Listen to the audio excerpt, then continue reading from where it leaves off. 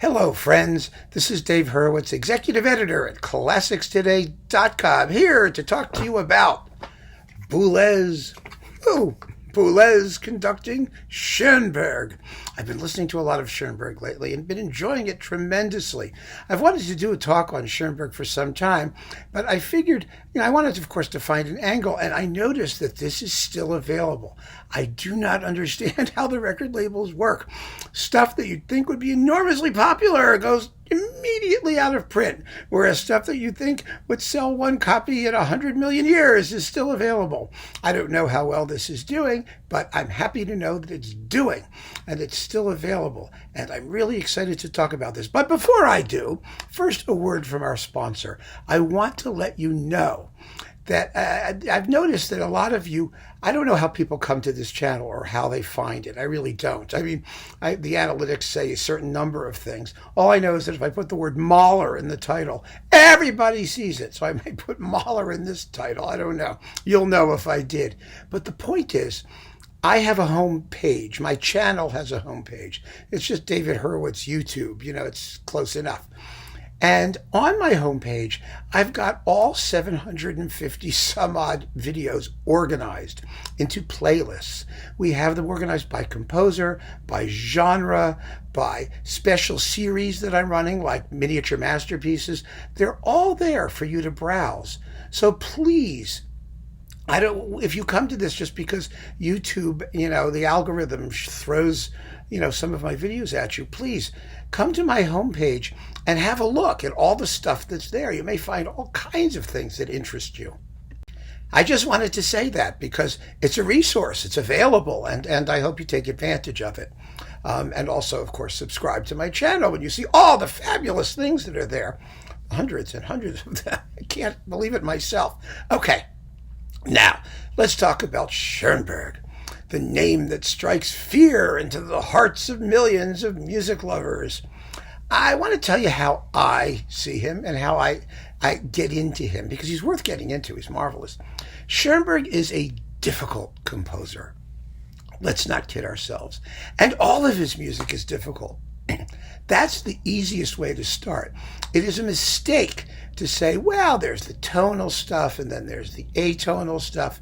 No, it's all of a piece and it's all difficult. He was deliberately difficult. He's challenging. He makes you pay attention. He makes you focus. You may like it. You may hate it, but you have to come to it with an almost combative spirit. It's not music that just sort of washes over you. You have to engage with it. And once you do, I think you'll find that, sometimes it'll strike you and sometimes it won't. I remember particularly, that when I first heard his violin concerto, I thought it was absolutely the ugliest piece of music, that I ever heard in my entire life. I thought it was just beyond horrible. But then I listened to the Robert Kraft recording on Naxos, and all of a sudden, the heavens opened, and it just struck me. I don't know, I was in a receptive mood, and it was marvelous and expressive and interesting.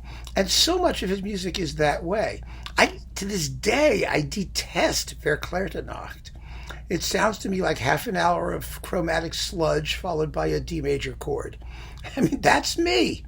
I don't think that's an easy work. It seemed to be very popular. It's the one everyone hauls out and plays when they want to do something by Schoenberg, because it's only a sextet or for string orchestra. It's manageable, and it's a half an hour, and it comes with this really twisted poem about moonbeams on pregnant uteruses and things, and we can all get to it. I still think it's just awful, but I recognize the fact that it is of its type a masterpiece. It is. My personal taste is irrelevant, and it is challenging to me, far more challenging than his 12-note music is, frankly, for me. And that's just me. But I find that all of his music has some sort of challenging aspect. It makes you, as the listener, have to sit up and really pay attention. And it works wonderfully. I also had my most awful Schoenberg experience, I'll never forget this, was with his Wind Quintet. Now, the Wind Quintet is supposed to be his first totally 12-note piece, or 12-tone piece, or dodecaphonic, whatever you want to call it, piece after his free atonality period, and it's written in strict classical form, strict sonata form in the first movement. And I remember there was a Denon recording that was indexed. It was indexed to the hilt. In other words, you could go to every single section: the exposition, the first subject, the second subject, the development, the recapitulation. I mean, it was all analyzed, and I thought, here's my opportunity. And I had the score.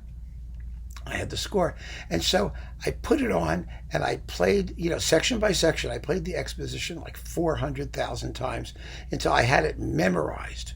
I mean, it went eek, oop, loop, eek, waka, waka, waka, eek. That's what it sounded like. But I could sing the damn thing. I can still sing the damn thing. That was it. Don't you recognize it? Anyway, so I said to myself, I'm going to get the first subject completely committed to memory. Then I'm going to go to the recapitulation. Because my feeling was if I could get the form into my head and recognize the principal motives, that I would be in great shape. It would start to speak to me. So I did it and I memorized it, and then I skipped ahead to the recapitulation, and it was going waka waka. I didn't recognize a goddamn note. Not a note. Well, turns out, as I checked the helpful analysis, printed analysis in the booklet, that the recapitulation presents the first subject inverted and in retrograde, that is, played backwards and upside down.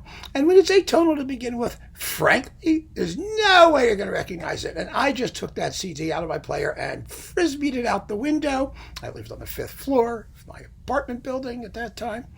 I was in college. I was in Baltimore. And that was the last I ever encountered the Schoenberg Wind Quintet. And so I do not recommend that you start there. I would like to report that I've since come to love it dearly, but frankly, I can't stand it. I just can't abide the thing. I think it's just a piece of crap. Here's the problem with Schoenberg then. He wrote very challenging music, some of which is great and some of which is not. And deciding which is just the same decision we make with every work by every composer. We'll like some more than others. Is it worth the trouble? I would say yes, it's absolutely worth the trouble if you have the time and you're really into a challenge, a musical challenge. But that's what Schoenberg wanted to do. So that's sort of part one in my general path toward approaching Schoenberg. Part two is this.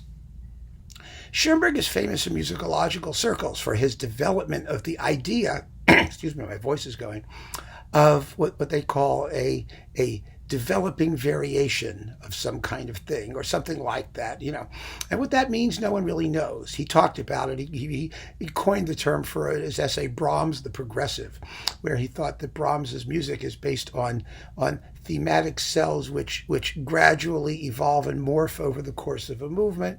And that's how he puts his music together. And Schoenberg claimed to do much the same thing because he wanted to be seen as the next logical step in the tradition of Brahms that was going to guarantee the supremacy of German music for the next 100 years, blah, blah, blah, et cetera. Well, that didn't quite work out, but that was another issue. Anyway, I don't know exactly what a developing variation is. Schoenberg didn't exactly know.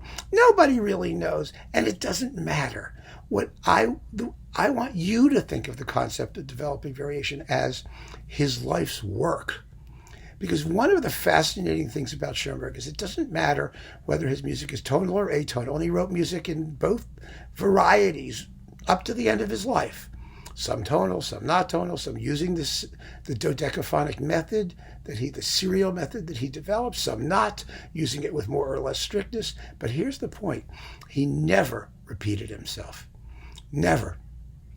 Each work, succeeding work, is a different stage on his path of evolution. He was one of the most evolving composers that ever lived. He had a very, very self-conscious need, I think, to be individual in every piece that he did. That makes him very hard to get a handle on. Because just when you think you've got him pigeonholed and you're ready for the next piece, you put it on and it's something in a completely different style, or it sounds entirely different. And that is a challenge. It's just a challenge. Again, it's part of the reason his music is so challenging. But once you know that about him, once you know what to expect and what not to expect, I think you can approach his music with a lot more positivity. Because if you know going into it that the next one is going to be different rather than the same, then you're going to have this a much better experience, because your mental outlook will be different when you listen to it. I found the same thing, although in a different way, with Mahler, because Mahler, of course, is never atonal. But Mahler is another one of those composers who every symphony is really very, very different from the one that precedes it. And I was shocked. The first one I heard was number 2. Then you listen to number 4, and then you listen to back to number 1. You hear number 7, and there are things in common. There are things in common with Schoenberg. He had a style. He had a personal style. And that language that he spoke, you begin to recognize in time. But basically, every single work is deliberately a development or advance. Doesn't mean it's better, but an evolution of what came before. And that is also an important thing to know about him as an artist, as a composer. And I think it's one of the things he really had in common with Stravinsky, although probably the two of them didn't want to admit it, but they both felt the same way. They both felt that music was a form of progress, and that they were on a path of progress, and that artistic development never stands still. It always has to move. Does it always move in the best direction? Does it always lead to the creation of masterpieces? No, not necessarily, but it's moving. And that's the important thing. So with all of that out of the way, that is the sum total of my chat about how to deal with Schoenberg's music when you're approaching it. I talk about this set. The reason I really like this set, it doesn't contain the best performances of everything. I'll say that right away. But I'm not getting into that. I don't have to talk about how good or bad they're all fine. They're all basically pretty good. And, Boulez was young for some of this stuff. His conducting technique got better. The BBC symphony and forces were sometimes good, sometimes not as good. None of that matters. What matters is that this gives you enough Schoenberg so that you can follow his career from beginning to end. And that's really important. You don't have to listen to it in chronological order, but it's all here, and it lets you hear the complete artist.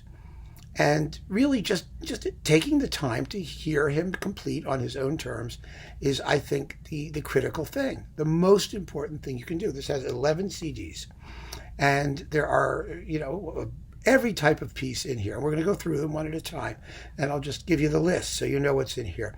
The things missing, unfortunately, there's some great works. Pélias et Mélisande is not in here. The great tone poem, and the concertos are not in here, which is really a shame, because they are wonderful works, especially the piano concerto, which I think is just marvelous. And so, it's not complete in that sense, but it is complete in terms of examples of his work from all the periods of his life, and very well done. Very well done on the whole. So let's see what we get, shall we? Okay. Because you don't get booklets, unfortunately, and you don't get text and translations. We're going to talk about that in a minute.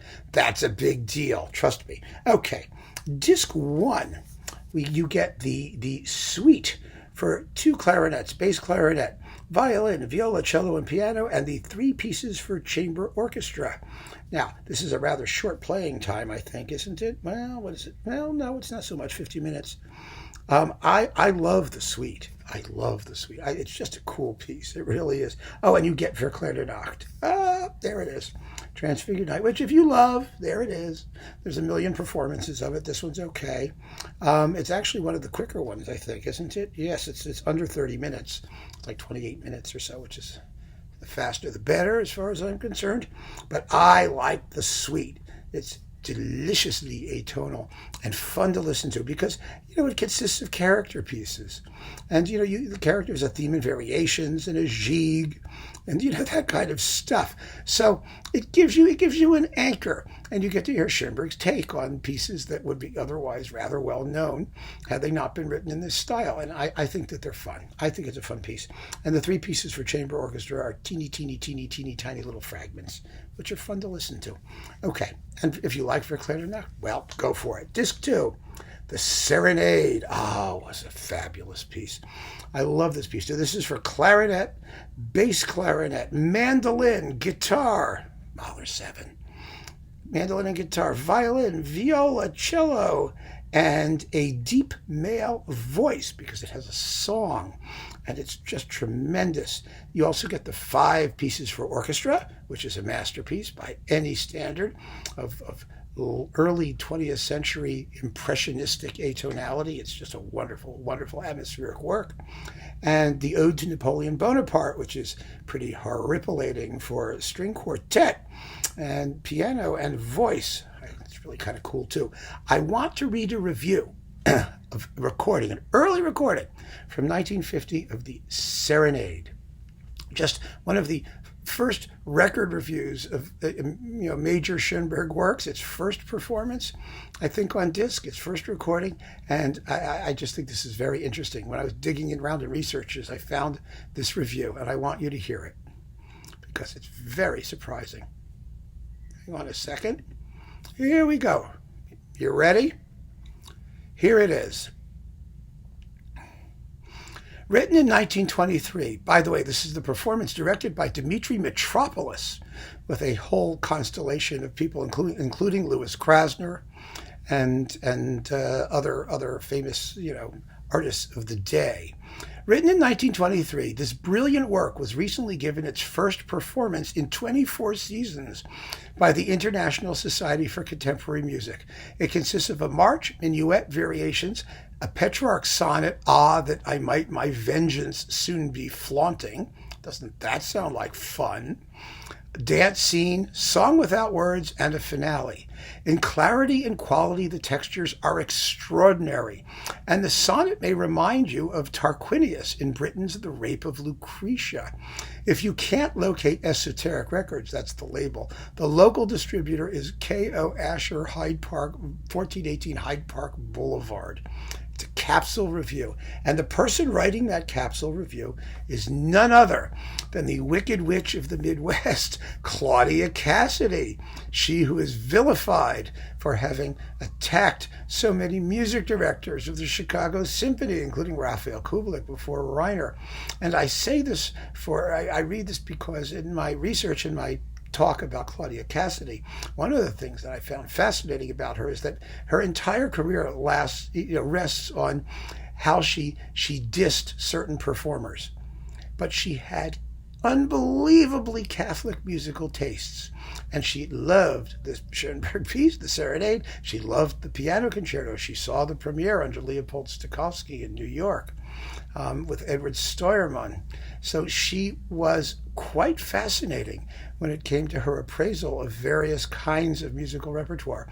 And she backed this work. And I thought that was really interesting because, her reputation is as this sort of provincial, musically ignorant harridan. But no. She was extremely sophisticated. And to make the comparison between Schoenberg's Serenade and Tarquinius's music in Britten's Rape of Lucretia, and to put that in a popular newspaper in a capsule record review in the Chicago Tribune in 1950 really says something about who she was and who she thought her audience was.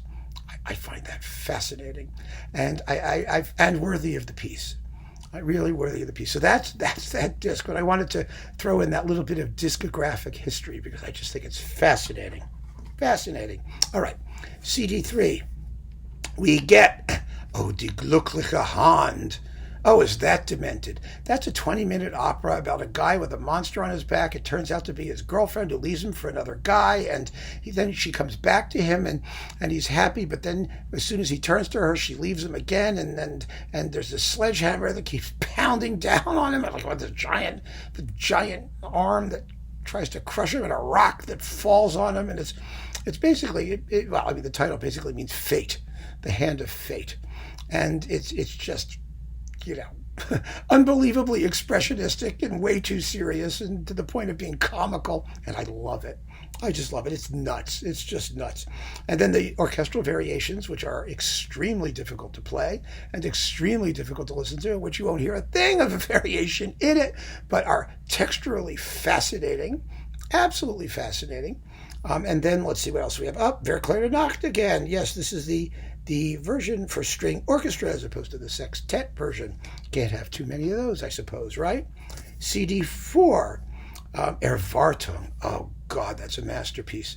Absolutely a masterpiece, right? The monodrama about a woman who is, alone in the woods, and she's wandering around, and she doesn't know why she's there, and she doesn't know what she's doing, and she doesn't know what happened, and she's screaming and carrying on like a crazy woman because she's just murdered her lover, and because she caught him with the woman with the white arms, the Frau mit den weißen Armen, and oh my God, and it's great, just great. Totally atonal, but not atonal 12-tone. It's free atonality. One of the sort of music theory horror assignments, along with Debussy's Je, is to do a thematic analysis of Erwartung, because there's no reason it does any of the things it does except follow the text. It grips the text like a hand in a glove. It's fabulous. And then Pierrot Lunaire, which everybody agrees is a masterpiece. And let's see, who's doing this, by the way? Oh, you see, this is so tiny. It's really difficult. Janice Martin, yeah, okay. And Jesse Norman, who is amazing in this stuff, of course. And Yvonne Minton. And, what's not to like? Really, what's not to like? And you also get the Song of the Wood Dove from Gerlieder, the separate arrangement of the Song of the Wood Dove. This is quite wonderful. Absolutely wonderful disc. The performers in Pierrot Lunaire, it's Daniel Barenboim and Pinka Zuckerman, and it's nothing not to love. Nothing at all. So this is just this disc 4. I mean, you could listen to every day for the rest of your life. Again, no texts and translations. They are easy enough to find. They really are. Especially Pierrot Lunaire. Pierrot Lunaire, I mean, the poetry is worth reading, just for its own sake. It's so fabulous, and the musical settings are just perfect. It's amazing work. An absolutely amazing work. Even people who don't like Schoenberg and don't like atonality like Pierrot Lunaire. It's not a piece you're going to want to listen to every day. None of this stuff is. You got to be in the mood. You got to be ready for it. You got to be willing to sit down and let it hit you. But boy, is it fabulous when you do that. It really, really is. Okay. Now, we have disc 5 is choral music. Frida auf Erden, Peace on Earth, the Kol Nidra, which is quite extraordinary. The folk songs for mixed choir, the 2 canons for mixed chorus, and some more folk song arrangements for mixed chorus. I do wish that the texts and translations had been here. You can find them. They're not impossible. People perform them. There are notes. They're on the internet. You can look them up. But Schoenberg's text setting is very, very, very profound in a lot of ways, and meaningful, and intimately linked to his musical language. And it really helps to be able to have the words when you listen to these choruses. I know it's a budget box. It's very inexpensive. You get all this music, so I shouldn't be complaining. But what I'm saying is, when you do listen to this stuff, don't just let it float out into the atmosphere and say, oh, that's interesting. Sit down and really listen to the words, because Schoenberg chose them with the same seriousness that he did everything in his life. And so they deserve to be considered seriously. And then we have another disc of choral music, 4 pieces for mixed chorus, 3 satires for mixed chorus, and then 6 pieces for male chorus, and all kinds of stuff. Psalm 130, and the modern psalm, that piece, which is really quite poetic, and A Survivor from Warsaw, which is, of course, one of the most gut-wrenching masterpieces anybody ever wrote, and which you understand perfectly because, first of all, it's in English, if you're an English speaker, and second of all, the text could not possibly be more direct, and the end, of course, is a setting of the Shema Yisrael in Hebrew for male chorus, which is one of the most scarifying things you've ever heard in your life. It's just unbelievable piece. Fantastic, fantastic. Then we get the Girl Leader, discs 7 and 8. This is a good performance. It features, let's see, who's in this? Yvonne Minton. No, that's the 3 orchestral songs. She's in this too. But the singers are Jess Thomas and who's this? Marita Napier and Yvonne Minton and Sigmund Nimsgern and, Gunter Reich, who's the narrator, also in A Survivor from Warsaw. It's a good Girl Leader. It really is. I think it could be a little peppier, and I think recorded with a little bit more clarity, but I'm not fetching. I'm really not. It's very, very good. Then we get, let's see, Die Jakobsleiter, which is the incomplete oratorio, Jacob's Ladder, which is just very incomplete, but it has some good numbers in it. And the Chamber Symphony Number 1, which is, of course, an early masterpiece with Ensemble Intercontemporain. And the Begleitmusik zu einer Lichtspielszene. That is accompaniment to a cinematographic scene. In other words, movie music. And what a horror movie it's gonna be. Holy mackerel, it's amazing. And finally, we get Moses and Aaron. Moses and Aaron, which is a flaming masterpiece.